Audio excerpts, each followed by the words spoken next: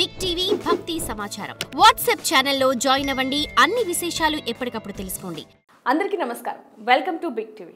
ఎన్నో ఆధ్యాత్మిక ప్రశ్నలకు సమాధానం చెప్పడానికి ఇప్పుడు మనతో పాటు ఆధ్యాత్మిక గురువులు, జ్యోతిష్య పండితులు, బ్రహ్మశ్రీ గుండెపూడి శివసుధీర్ శర్మ గురుగారు మనతో పాటు ఉన్నారు. ఆయనతో మాట్లాడి మరిన్ని వివరాలు తెలుసుకుందాం.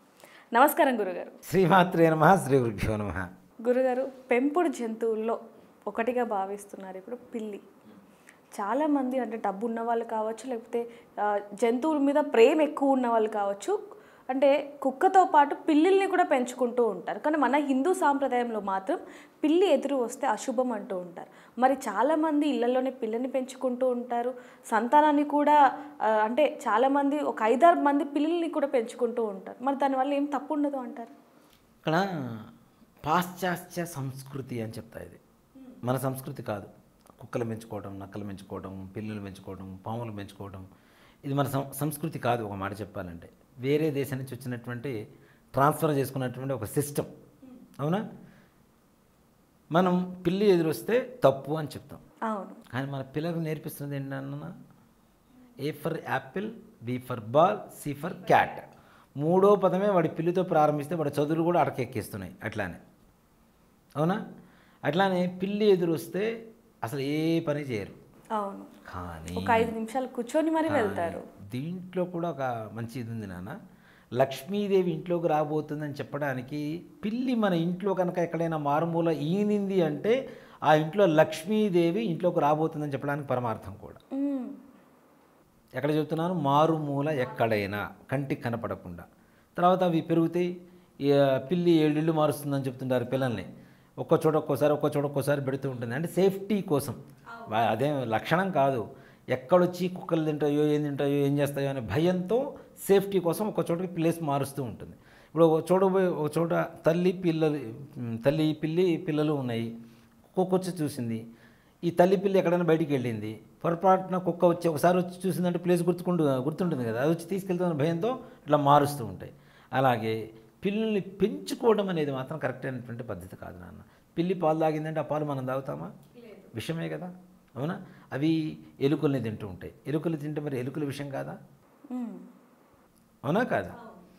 ఇక్కడ మనకి పనికి రానటువంటి వాటి మీద ఎక్కువగా శ్రద్ధ చూపిస్తున్నాం, పనికొచ్చే వాటి మీద అశ్రద్ధ చేస్తున్నాం. అవునా? ఇంట్లో ఏం పెంచుకోవాలి అంటే అసలు ఏ రకమైనటువంటి జంతువుని పెంచుకోకూడదనే శాస్త్రం చెప్తుంది.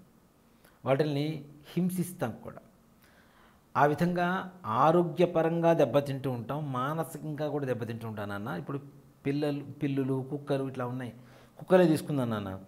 ఒక 14 to 20 years వాటి లైఫ్ స్పాన్. అవునా? అవి చనిపోయిన తర్వాత డిప్రెషన్లోకి వెళ్ళి పెళ్ళిళ్ళు చేసుకోకుండా బాధపడుతున్నటువంటి పిల్లల్ని కూడా నేను చూపిస్తాను. చాలామంది ఉన్నారండి. అవును. పిల్లలు లేనటువంటి వాళ్ళు కొంతమంది కుక్కలు పెంచుకుంటుంటారు. మేము హోమాలకు వెళ్తుంటాం కదా, వెళ్ళినప్పుడు కూడా గురుగారు మా టామీ పేరు కూడా చెప్పండి, గోత్రం అదేదో సినిమాలో చెబుతున్నట్టుగా పిచ్చి పిక్స్కి వెళ్ళింది అంటుంటారు చూడండి, ఆ టైప్లో అనమాట. దాని పేరు కూడా చెప్పండి అని చెప్తుంటారు. అంటే ఇక మనుషులకి జంతువులకి తేడా లేదు కదా. అట్లానే అవి తినేటువంటి ఫుడ్, వాటికి ఉండేటువంటి ఆహార నియమాలు అవన్నీ కూడా లక్షణాలు వేరు. అవి బయటికి పోయిన తర్వాత వదులుతాం. ఒకవేళ ఇంట్లో తప్పించుకొని బయటికి వెళ్తుంటుంది. ఏం తినాలి ఏం తినకూడదు అనేటువంటి విచక్షణ జ్ఞానం ఉండదు. అవి తినొస్తాయి. వాటిని పట్టుకుని మళ్ళీ మన వాళ్ళు అబ్బా నిజంగా అనకూడదు కానీ కొన్ని వీడియోలు చూస్తుంటానమ్మా, వాటి ముద్దులు ముద్దలు పెడుతుంటారు. రోగాలు రమ్మంటే ఎందుకు రావనన్నా? అవునా? అంతకుముందు ఉన్నాయి ఇన్ని రోగాలు ఉన్నాయి మన దగ్గర. పిల్లలకైనా తినిపిస్తారో లేదో తెలియదు కానీ గురుగారు, మనం వీడియోస్లో కొన్ని ట్రోల్ అవుతూ ఉంటాయి. కుక్కలకి మాత్రం చేతో తినిపిస్తూ నోరు తెరిచి నోట్లో పెట్టి తిను బతిమిలాడి రామ్మ పోమ్మ అదమ్మ ఇదమ్మ, అదేదో నీ మొగుడి మీద నీ పిల్లల మీద శ్రద్ధ చూపించు. దాని మీద చూపించే శ్రద్ధ కంటే కదా చివరికి అంటే ఆ పరిస్థితికి వచ్చేసారు నాన్న. జనాలు వాటి మీద ఆధారపడటం అనేది వచ్చేసింది. దీంట్లో ఇంకొక సామాజిక స్పృహ కూడా చెప్తానన్న. పిల్లలు తల్లిదండ్రులను పట్టించుకోకపోవటం ఒకటి, భర్త భార్యను పట్టించుకోకపోవటం, భార్య భర్తని పట్టించుకోకపోవటం. వీళ్ళు ఇంకొక రకమైనటువంటి వాటి మీద ప్రేమను, ఇష్టాన్ని పెంచుకుంటున్నారు. అలా పెంచుకుంటున్నప్పుడు నీ ప్రేమను వేరే వాళ్ళతో వాళ్ళు పంచుకుంటున్నట్టే లెక్క నీ భార్య. కాబట్టి నీ భార్యకు నువ్వు సరైనటువంటి ప్రేమను ఇవ్వటం లేదు. అది గ్రహించి నీ భార్యను కరెక్ట్గా ప్రేమించు, లేదా నీ భర్తను కరెక్ట్గా ప్రేమించు. వేరే రకమైనటువంటి అవగేషన్స్ ఎందుకు వస్తాయి నాన్న? పిల్లల్ని పెంచుకోవాలి, కుక్కలను పెంచుకోవాలి, పిల్లల్ని పెంచుకోవాలి, ఎందుకు వస్తుంది మనకి ఆలోచన రాదు కదా. ముఖ్యంగా జంతువులు పెంచుకోవడం వల్ల వాటికి ఉండేటువంటి ఆ వెంట్రుకలు కావచ్చు సూక్ష్మంగా ఉంటాయి, మనకు కనపడవు. గాలి పీల్చుకుంటున్నప్పుడు ముక్కుల్లోకి పోయి అనారోగ్యంతో పాడైనటువంటి వాళ్ళు కొంతమంది ఉన్నారు, ఆరోగ్యం పాడైనటువంటి వాళ్ళు కొంతమంది ఉన్నారు. ఫుడ్ తింటూ ఉంటాం, అది అటు ఇటు తిరుగుతూ ఉంటుంది, ఆ వెంట్రుకలు పడుతూ ఉంటాయి, ఫుడ్లో కలిసి లోపలికి వెళ్ళిపోతూ ఉంటాయి. వీటి వల్ల చూడండి మీరు, కుక్కలను పెంచే వాళ్ళ ఇళ్లలో ఎక్కువగా శ్వాస సంబంధమైనటువంటి రోగాలు ఎక్కువ ఉంటాయి. పీల్చి పీల్చి పీల్చి లోపలికి ఆ జుట్టు ఏదైతే ఉంటుందో లోపలికి వెళ్ళిపోయి మొత్తం వీళ్ళకి శ్వాస సంబంధమైనటువంటి రోగాలు గ్యారంటీ వస్తుంటాయి. మరి దాన్ని బట్టి జంతువులు పెంచాలా పెంచకూడదా? అలాంటి అందులో పిల్లుల్ని అసలు పెంచాలా పెంచకూడదా? పిల్లులు ఎప్పుడైనా ఒకసారి వచ్చిపోతే ఇంట్లో ఉండేటువంటి ఎలుకలు పోతాయేమో కానీ ఎప్పుడు ఉంటే మనం కూడా ఎలుకల మందిని చచ్చిపోవడం బెటర్. దీనికి తేడా ఏం లేదు. అది కూడా ఇష్టం వచ్చిన చోట మూతి పెడుతూ ఉంటుంది, ఇష్టం వచ్చిన అది తిన్న తర్వాత మళ్ళీ మనం ఎట్లా తింటాం నాన్న కదా. భగవంతుడు పెట్టిన నైవేద్యం ఉండొచ్చు, అదేమంటే భగవంతుడు కూడా పిల్లి రూపంలో వచ్చి తినిపోయాడని చెప్తుంటారు. ఇక దాని అంతమించి దానికి మనం చెప్పగలిగినటువంటి సమాధానం కూడా లేదు ఓ మాట చెప్పాలంటే. అలాంటప్పుడు మన పిల్లలు కూడా అన్నం పెడతాంగా, మరి వాళ్ళకు కూడా కడుపు మార్చి ఎందుకు దేవుడికి నైవేద్యం పెడుతున్నావు అంటే నీ పిల్లలకు నీతి, పిల్లల కంటే పిల్లులు ఎక్కువైపోయినాయా? మరి తప్పు కదా. అంటే ఎలాంటి నష్టాలు జరిగే అవకాశం ఉండొచ్చు అంటారు? ముఖ్యంగా హెల్త్ ప్రాబ్లమ్స్ వస్తాయి. ఎందుకు పిల్లులు ఎదురు రాకూడదు అనేటువంటి విషయానికి వస్తే మనకి పిల్లులు చెప్పండి బహుసంతాన యోగం కలిగినటువంటి జీవుల్లో ఒకటి. ఓ మాట చెప్పాలంటే సంతానం లేనటువంటి వాళ్ళు ఎదురు వస్తే మనం బయటికి వెళ్ళాం, చాలా వరకు కూడా చాలామంది వెళ్ళరు, కానీ అది కూడా తప్పు. సంతానం కలిగినా కలగకపోయినా వాళ్ళు కూడా మనుషులే కాబట్టి వాళ్ళ మనోభావాలు కూడా దెబ్బతీయడం అనేది కరెక్ట్ కాదు. అలాంటిది ఇది బహుసంతానమైనటువంటి యోగం కలిగినటువంటి జంతువు అయినప్పటికీ కూడా ఇది ముఖ్యంగా తినేటువంటిది ఏంటంటే ఎలుకలు, విషపూరితమైనటువంటి జంతువులు ఎక్కువగా తింటూ ఉంటారు. తద్వారా అవి ఇంట్లో తిరగడం ద్వారా అవి ఎక్కడైనా పదార్థాల్లో ఎంగిలి చేస్తే అవి మనకి తెలియకపోతే మనం తింటే రోగాలు వస్తాయా రావా? వస్తాయండి, మనం ఖచ్చితంగా వస్తాయి. చూస్తే పర్లేదు, పక్క పడేస్తాం పదార్థాన్ని, చూడకుండా తినేస్తే రోగమే కదా. సైంటిఫిక్ రీజన్స్తోనే అన్నీ చెప్పారు నాన్నకి. హిందూ ధర్మం సామాన్యంగా వచ్చింది ఏం కాదు. ప్రతి మనిషి ఎలా బ్రతకాలి, బ్రతికితే ఎలా బ్రతకగలుగుతాడు, ధర్మం ప్రకారం బ్రతికితే అని చెప్పడమే హిందూ ధర్మం. పొద్దున్న లేచినప్పటి నుంచి రాత్రి పడుకునే వరకు, పుట్టినప్పటి నుంచి చచ్చేంత వరకు హిందూ ధర్మం జీవన విధానం కంప్లీట్గా మనిషిలాగా బ్రతకడానికి నేర్పించే ప్రతి విషయం హిందూ ధర్మంలో ఉంది.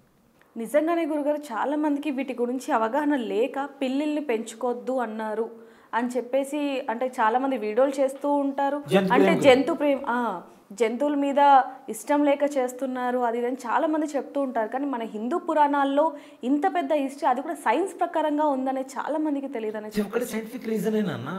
ఇప్పుడు సైన్స్ అని చెప్తుంది కదా. ఈ సైన్స్ని కొన్ని వేల సంవత్సరాల క్రితమే మన ధర్మంలో పొందపరిచింది, అవునా. ఈ సైన్స్ గొప్ప సైన్స్ మహా ఏముంది నాన్న, గట్టిగా మన హిందూ ధర్మంలో ఒక మెట్టెక్కితే దాని ఎండ్ అంతే, ఇక లేదు, దానికి స్టెప్ లేదు.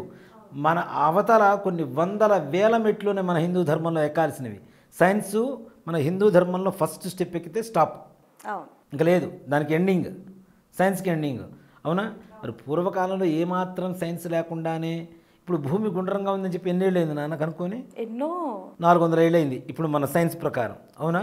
మరి కొన్ని వేల సంవత్సరాల క్రితం కదా వరాహమూర్తి భూమిని ఎత్తుకున్నట్టుగా ఎట్లా చెక్కారు నాన్న? అది రౌండ్గా ఉంటుంది కదా. మరి వరాహమూర్తి ఎత్తుకున్నది మరి నీ సైన్స్ చెప్పిందా నా సైన్స్ చెప్పిందా? వరాహమూర్తి భూమిని పైకి ఎత్తాడని చెప్పి, గుండ్రంగా ఉందని చెప్పి, అవునా. ఇవాళ రోజున కట్టమనండి సైంటిఫిక్గా టెంపుల్స్ మన టెంపుల్స్ ఉన్నట్టుగా. మీరు మన ఇక్కడ హంపీకి వెళ్తే ఒక స్తంభం ఉంటుంది నాన్న. స్తంభం భూమికి ఆనదు, ఆకాశానికి అంటుకోదు, అంటే పైన ఎక్కడ టాప్కి అంటుకోదు, భూమికి అంటుకోదు. కింద నుంచి టవర్ ఇట్లా తీస్తే బయటకు వచ్చేస్తుంది. అవునండి.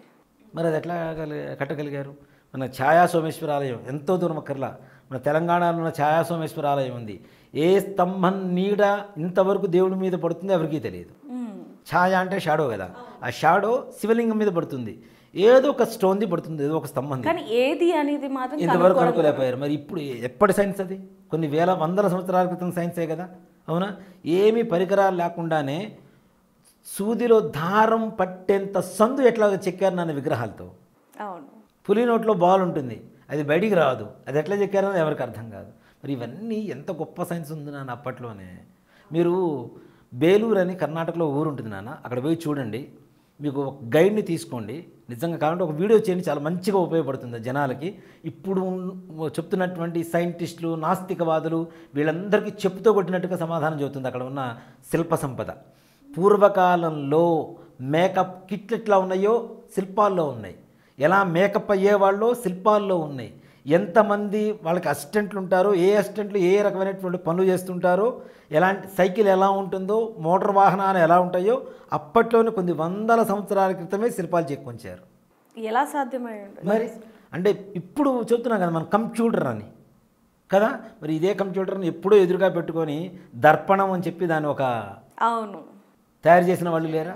మరి విమానాలు ఇప్పటికీ చూస్తుంటారు. మన మధ్య ఒక మూర్ఖుడు చెబుతున్నాడు విమానం కనిపెట్టింది ఈయనే అని చెప్తున్నాడు. మరి పుష్పక విమానం లేకపోతే శ్రీలంకలో రావణాసురుడికి 6 ఎయిర్పోర్ట్లు ఉన్నాయి నాన్న, ఎయిర్పోర్ట్స్ 6 ఉన్నాయి ఆయనవి. ఇప్పటికీ ఏ ఇంజనీర్కి ఆ ఆర్కిటెక్చర్కి అసలు ఎవరికి అర్థం కాని విధంగా అది ఎట్లా కట్టారో అర్థం కావట్లేదు ఎవరికి. మరి అప్పట్లో పుష్పక విమానం లేకపోతే విమానాశ్రయాలు ఏం చేసుకుంటారు వాళ్ళు, ఎందుకు కట్టారు? అవునా?